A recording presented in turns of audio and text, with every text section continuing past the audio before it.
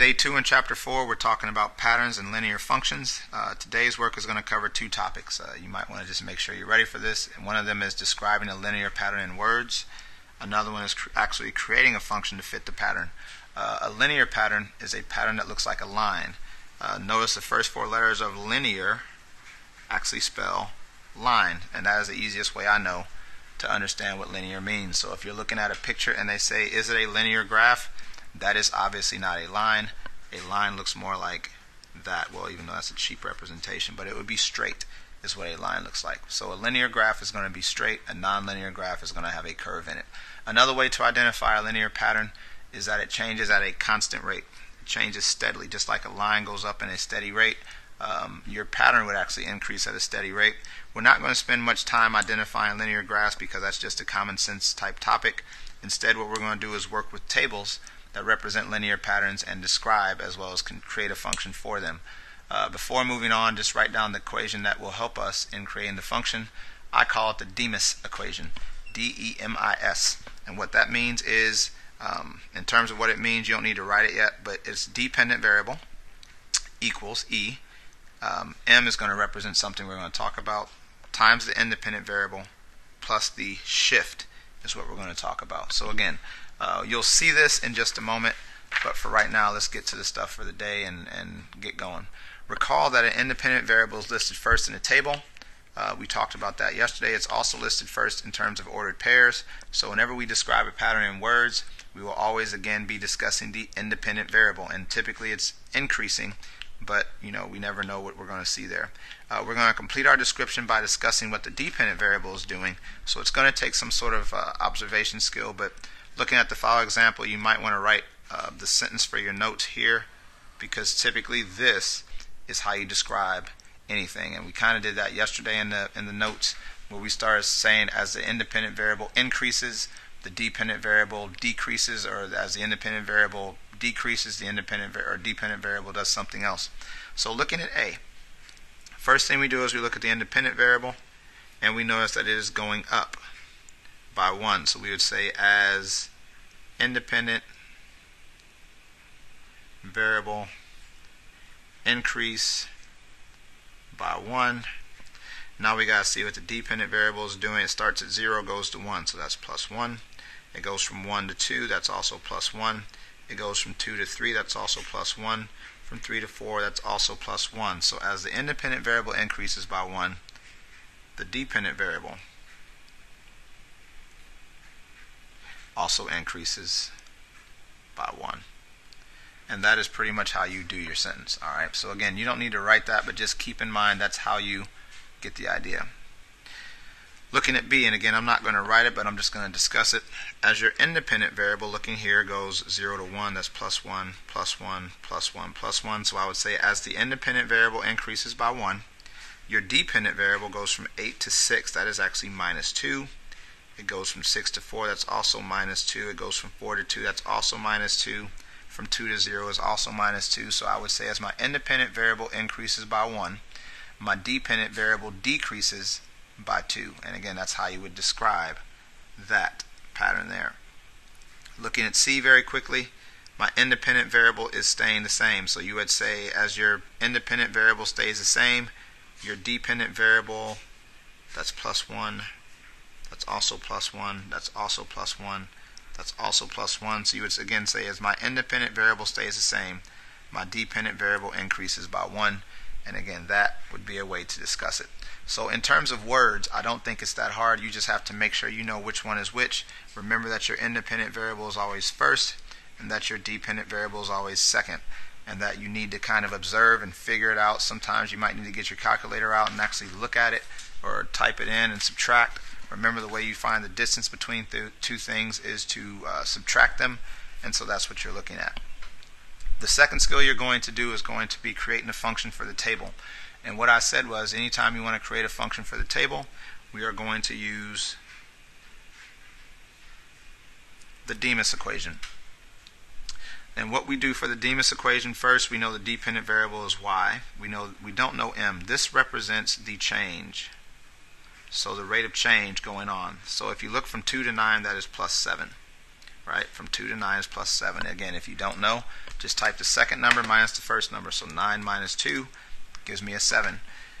Looking from 9 to 16, again, second minus first gives me again a 7, so plus 7. 16 to 23, always do second minus first, and notice that you again get a 7. This tells me that it is a linear pattern because this change is the same no matter what. It is a steady change. And so what I do is I pick one point, and I'm just always going to pick something that doesn't have a 0 because those get tricky, and also that has a 1 if possible. But with x being 1, y being 2, here's where I write it into the Demas equation. Again, my dependent variable value in this case is 2 equals your change here is 7 times your independent number is 1 plus we don't know the shift. That's what we're looking for. So again, your shift is what we're trying to find. Now we have algebra to do. 7 times 1 turns into 7 plus your shift. We then subtract 7. 2 minus 7 means that negative 5 is my shift, and then we simply put it back in here as a y equals equation. And again, the two numbers we plug in are m and s. So it'll be y equals your change here again was 7 x minus 5. Again, those two numbers are the two that you're going to plug in. The computer is going to have it kind of set up for you, but again, the key thing you're looking for is the change number, which goes here for m because that's how much it changes, and the shift number, which is found when you do your algebra. Again, these two numbers are what you have to find in order to create a function to represent a table. It's not hard, but it's just going to take some practice, and so that's what today is about, is just doing that. So again, d is the value in the dependent variable, I is the value in the independent variable, and you go from there. Again, if you're having an issue with this, please make sure you bring your computer or notes up. Actually, if you just bring the computer, I can talk to you about the rest of it because I actually have paper typically up there. Again, if they want a function for this, I do d equals mi plus s. The first thing I have to do is figure out the change. And again, the way you do that is by taking second minus first. So negative 30 minus negative 25 is negative 5, which means it's actually going down 5. Let's see if that's the same. Negative 35 minus negative 30, and you might want to practice typing that in because you want to make sure you know how to identify the shift or the change. And then negative 40 minus negative 35 is also negative 5. And so m is negative 5. So what we do now is we again just pick one value or one ordered pair. That's what that turns into, and then we just plug it in. D in this case is their dependent variable, because remember, independence first, dependent is second. So negative 25 equals my shift number is negative 5. My independent number is 7 plus s. From there, we do our 5 times 7, so negative 25 equals negative 35 plus s. From there to solve, we add 35 to both sides, getting 10 equals s, which means now we take this number and that number, again your change number and your shift, and you put it into your y equals equation. And so y equals, because it won't be a h or a g, actually it will be h in this case because my dependent variable here was y, that's why I put y first and x there, but this would be h equals, change was negative 5 g, positive 10 went after that, so h equals negative 5g plus 10 is where that comes from. Again, get your practice on that, make sure you ask about it. I think once you get a hold of it, it will actually be pretty easy to do. It also is a topic that you're going to use in the next chapter, which means that you're actually learning something for later on also. Last one, again, d equals mis. This here from negative 2 to, or from 4 to negative 2, negative 2 minus 4 is actually moving up 2. From negative 2 to 0 is also moving up 2. From 0 to 2 is also moving up 2. So now we've got the m number, and so what we do is we pick one number and we just plug them in. So the dependent number here, again, dependent variable is negative 4 equals your m, which is 2, times your independent number, which is 3, plus s. This turns into negative 4 equals 6 plus s, and then to get rid of that 6, you subtract it from both sides, getting negative 12 equals S. And again, dependent letter, which is N, equals 2. Your independent variable is M, and then minus 12. So again, the only rule that you have here is just plugging in information carefully and making sure that that is under control. We've got 2 more quick questions to look at before we get to the work for the day. And this is another question you're going to see on your work. It says, using the image below, create a table and a function to describe its perimeter, and then describe the pattern in words. So we're going to have a number of rectangles. We're going to have perimeter, and then we're going to have an ordered pair. Again, you don't need to write this, but this is just showing you what you're going to be doing later. The number of rectangles is 1. We have 2. We have 3. And we have 4.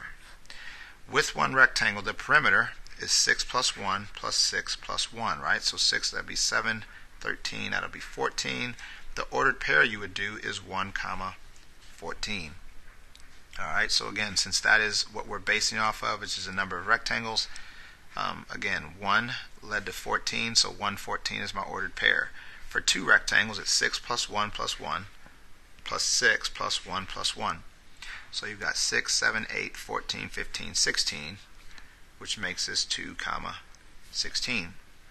For 3 rectangles, it's 6 plus 1 plus 1 plus 1 plus 6, and then 3 more 1s. So 6, 7, 8, 9, 15, 16, 17, 18, which makes it 3 comma 18. And you should start to see a pattern in terms of what's going on. Otherwise, this problem is not a good one.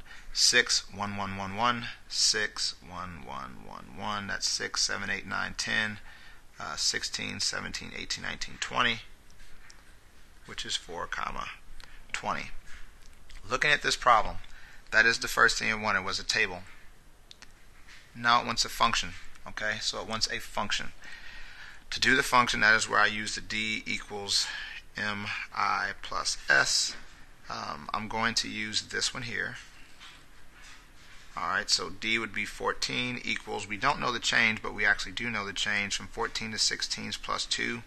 From 16 to 18 is plus 2. From 18 to 20 is plus 2. So my M, or my change, which is what we call rate of change, is 2 times my independent variable, in this case is the rectangle, which is 1, and then we have to find our shift. Again, this is really where your work for today is going to be. So you get 14 equals 2 plus s, subtracting 2 from both sides, you get 12 equals s, which means that you end up with, we're just going to use x and a y in this case. So we're going to put y equals 2, because remember that's your change, x plus 12. To describe it in words, you would say that the perimeter, which is what this is 2 times the number of rectangles plus 12. Let's just remember that when we turn our words into, or we turn algebraic parts into words, the perimeter equals 2 times your number of rectangles plus 12. Alright? Looking at one more before you move on to your application problem and your homework. Number of triangles. Perimeter again. Ordered pair. Got 1, 2, 3, and 4. For one triangle is 3 plus 3, which is 6, plus 4, which is 10, which makes my ordered pair 1, 10. For 2 triangles, it's 4 plus 3, which is 7, plus 4, which is 11, plus 3, which is 14, and 2 comma 14 would be my ordered pair. Again, if this is right, we should have a pattern developing here in our perimeter. For 3 triangles, it's 4 plus 3, which is 7, plus 4, which is 11, 14, 18, and there we see our pattern. You notice that this is going up by 4, which is actually our change, and you don't need to really do it if you can see it, but our change is 4. And then for 4 triangles, it's 4 plus 3, which is 7, 11, 15, 18, 22. So 4 comma 22 is what that is. Alright. Now we got to do our D equals mi plus s. Again, pick one of the values up here. I just pick 110. Your dependent variable again is always second, so 10 equals your change, as we found, is 10 to 14. 14 to 18 is 4. Your independent variable in this case is 1 plus s. That becomes 10 equals 4 plus s, which when you subtract 4 from both sides, sorry, I'm getting off the screen, you get a shift of s. And again, we're going to use a y equals. So y equals, our change is 4x plus 6. And so you could say, as your number of triangles goes up 1, remember that one part we did, so as our triangles go up by 1, the perimeter increases by 4. You could also describe the pattern as the perimeter is equal to 4 times the number of triangles plus 6. Any one of those. Again, the good news for you is that the description is multiple choice, so as long as you understand what it's saying, you will be okay. Remember that the two skills we talked about, which is describing the pattern and creating the function, are the only two skills necessary for the day. Also keep in mind that your homework portions contain review questions. That's after you do the quiz, but again, some of the questions that I put on there are topics that have not been covered, so you should either ask me for assistance, remember you get credit for that, or use question help from Math Excel, which is the one where you can click in the upper corner and it brings up like show me an example or help me solve this. But you've got to start working on being more independent, because the more independent you become, the better your math score will always be, because math is not something where you're tested on what I think, you're tested on what you know. So if you become more independent, no teacher can stop you from learning it, because you'll be able to figure it out for yourself. Other than that, go ahead and get to work again, and good luck.